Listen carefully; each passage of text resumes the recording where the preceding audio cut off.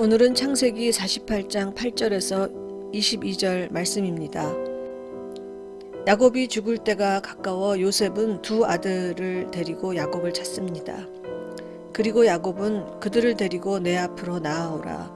내가 그들에게 축복하리라고 합니다. 그런데 축복할 때 큰 축복을 받을 자에게 오른손을 얻는 것 같습니다. 그래서 요셉은 당연히 둘째 아들인 에브라임을 이스라엘의 왼손을 향하게 하고 장자인 므낫세를 이스라엘의 오른손을 향하게 하여 야곱에게 가게 했습니다. 하지만 야곱 곧 이스라엘은 오른손을 펴서 차남 에브라임의 머리에 얹고 왼손을 펴서 장남인 므낫세의 머리에 얹었습니다. 즉 므낫세는 장자라도 팔을 엇바꾸어 얹은 것입니다. 그리고 하나님을 내 조부 아브라함과 아버지 이삭이 섬기던 하나님, 나의 출생으로부터 지금까지 나를 기르신 하나님, 나를 모든 환난에서 건지신 여호와라고 부릅니다. 늘 하나님을 나의 할아버지와 아버지의 하나님으로 부르는 의미가 뭘까 생각해 봅니다. 아마도 하나님뿐 아니라 그 하나님을 간절히 믿은 할아버지 아브라함과 아버지 이삭에 대한 감사와 존경을 표하는 것 같습니다. 그 다음 요셉의 아들들에게 복을 달라고 하면서 먼저 이들로 내 이름과 내 조상 아브라함과 이삭의 이름으로 칭하게 해달라고 합니다. 야곱과 아브라함과 이삭의 이름으로 불리게 해달라는 것입니다.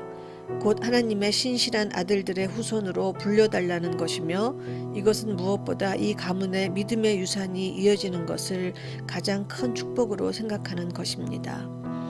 그 다음으로 이들이 세상에서 번식되게 하시기를 원하나이다 라고 두 손자들을 축복합니다. 그런데 요셉은 이 와중에 아버지의 손이 잘못 얹혀져 있는 것만이 문제입니다. 그래서 아버지여 그리 마옵소서, 이는 장자이니 오른손을 그의 머리에 얹으소서 하였으나 야곱은 나도 안다 내 아들아 나도 안다 라고 두 번이나 강조해서 알고 있다고 말하며, 그도 한 족속이 되며 그도 크게 되려니와 그의 아우가 그보다 큰 자가 되고 그의 자손이 여러 민족을 이루리라 라고 합니다. 또 요셉에게 이르되 나는 죽으나 하나님이 너희와 함께 계시사 너희를 인도하여 너희 조상의 땅으로 돌아가게 할 것이라고 합니다. 그러면서 야곱은 내가 내게 내 형제보다 세겜 땅을 더 주었나니 이는 내가 내 칼과 활로 아모리 족속의 손에서 빼앗은 것이니라 라고 합니다. 야곱은 죽을 때까지 늘 고향 땅으로 돌아가길 원했던 것을 알 수 있습니다. 이곳에 머문 것은 오직 요셉에 대한 사랑 때문입니다.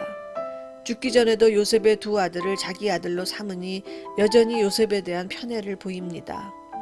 오늘 말씀 마지막에는 요셉에게 고향에 있는 세겜 땅을 더 주겠다고 하면서 그 땅을 내 칼과 활로 아모리 족속의 손에서 빼앗은 것이라고 합니다. 하나님이 주신 것이 아니라 갑자기 자기 손으로 얻은 거라고 하며 그 땅을 가장 사랑하는 요셉에게 주겠다고 하는 것입니다. 여기서 죽기 전까지도 고칠 수 없는 인간의 한계를 봅니다. 야곱의 마음속에 이 모든 재산은 하나님 은혜가 아니라 자기가 일군 것이란 교만을 봅니다.